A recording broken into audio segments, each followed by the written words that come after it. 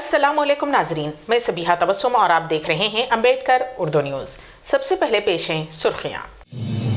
मुल्क भर में बाबा कौम महात्मा गांधी जी की जयंती तकारीब का इनेकाद।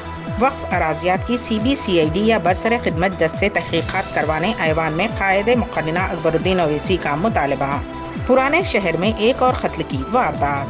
और पाकिस्तानी कॉमेडियन उमर शरीफ का 66 साल की उम्र में इंतकाल। और अब खबरों की तफसील। अहिंसा के अलंबरदार महात्मा गांधी जी का आज यौम पैदाइश है। वो गांधी जी जिनकी आंधी ने अंग्रेज़ों को राह फरार इख्तियार करने पर मजबूर कर दिया। मुल्क आज हिंदुस्तान की आज़ादी के अजीम रहनुमाओं को खिराज अक़ीदत पेश कर रहा है।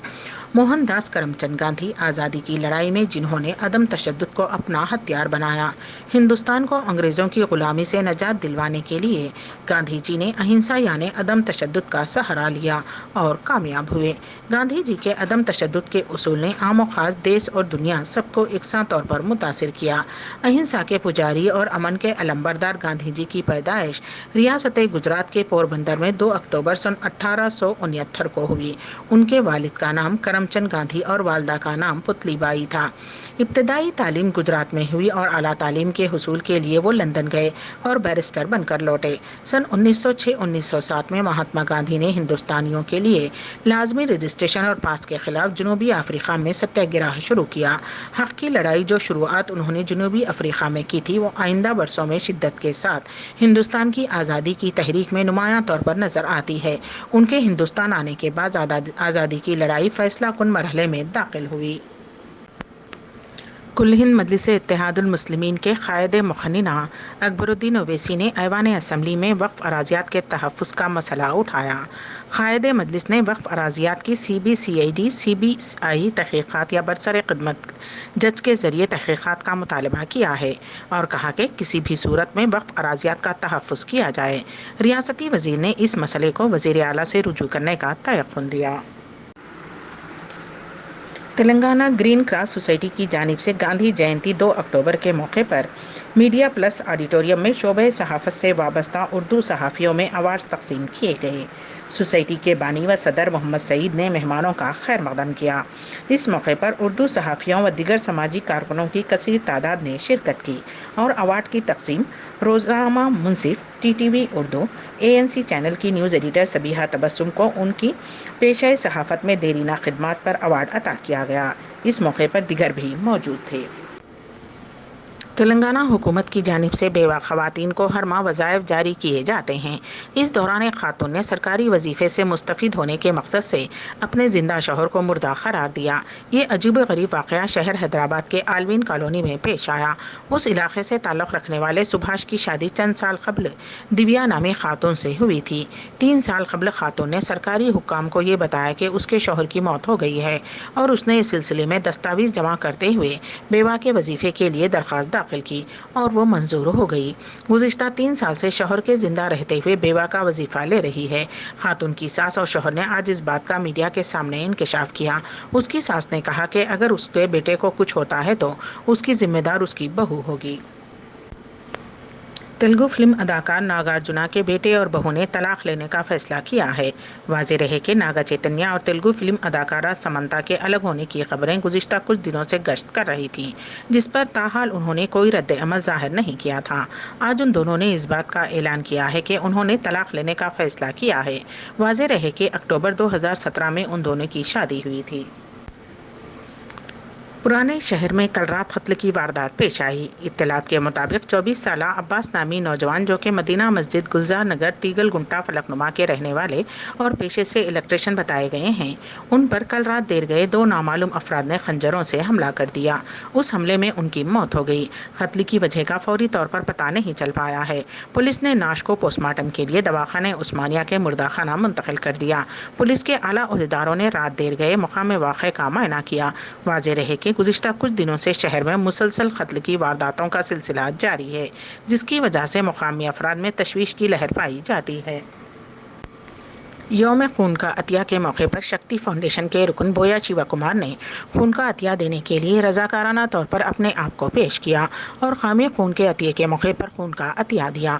اس موقع پر شکتی فاؤنڈیشن کے بانی و صدر چنتن پلی شیوا پرساد ریڈی نے تمام نوجوانوں سے پرزور اپیل کی ہے کہ وہ اپنے خون کا عطیہ دیں اور ہاسپٹلس میں شریک بیمار و متاثرہ مریضوں کی مدد کریں، کیونکہ ہاسپٹلس میں ایسے کئی مریض ہیں جن کو ان کے آپریشن کے لیے یا کسی دیگر مرض میں مبتلا مریضوں کو خون کی سخت ضرورت ہوتی ہے، یہاں تک کہ ان کو خون نہ ملنے کی وجہ سے اپنی جان گنوانی پڑتی ہے۔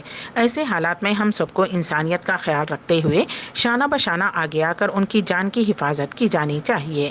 ہم سب کو خون کا عطیہ دینا ہوگا۔ خون کا ہر قطرہ تحفظ زندگی کے لیے ضروری ہے۔ ایک ایک قطرہ خون انسانی جانوں کی حفاظت کے لیے ضروری ہے۔ جو لوگ بھی اپنے قیمتی خون کا عطیہ دے رہے ہیں، دراصل وہ ایک ایک انسان کی جان کو بچانے میں مدد کر رہے ہیں، جس کا بدلہ انہیں اس دنیا اور آنے والی دنیا میں ملتا رہے گا۔ اس موقع پر شکتی فاؤنڈیشن کی ٹیم کے علاوہ دیگر نے شرکت کی۔ اسکول اور کالج ٹیچرز اور انتظامی اسٹاف کے لیے $500 مالیت کا ایک اہم کورس مفت پیش کیا جا رہا ہے۔ اس کورس سے شرکاء کو تعلیمی امور اور روزمرہ پیش آنے والے مسائل سے نمٹنے میں مدد ملے گی اور وہ بااختیار بنیں گے۔ انٹرنیشنل پروفیشنلز اور کنسلٹنٹ مینجمنٹ کنسلٹنٹی نے اس کورس کا اہتمام کیا گیا۔ تلنگانہ ریاست میں پہلی مرتبہ اس طرح کے کورس کی پیشکش کی گئی ہے۔ اس کورس کو council of USA، UK، UAEC and سعودی عربیہ سے مسلمہ حیثیت حاصل ہے۔ کورس کا اہتمام 4 اکتوبر کو سپہر 3 بجے تا شام 6 بجے سوارنا آڈیٹوریم، ریڈ ہلز، لکڑی کا پل، حیدرآباد میں کیا جا رہا ہے۔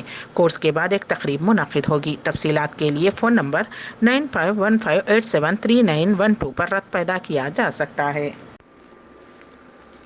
ہریانہ میں دھان کی خریداری میں ہو رہی تاخیر اور کسانوں کے احتجاج کے درمیان مرکزی وزیر اشونی چوبے نے بڑا فیصلہ کیا ہے۔ انہوں نے کسانوں کو یقین دہانی کراتے ہوئے اعلان کیا کہ اتوار یعنی کل سے ہریانہ اور پنجاب میں دھان کی خریداری شروع ہو جائے گی۔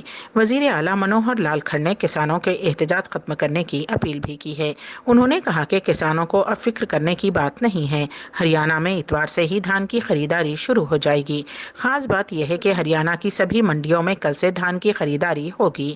اطلاعات کے مطابق وزیر اعلیٰ منوہر لال کھڑ سے ملاقات کے بعد اشونی چوبے نے دھان کی خریداری کا یہ اعلان کیا ہے۔ پاکستان کے مشہور کامیڈین عمر شریف کا انتقال ہو گیا۔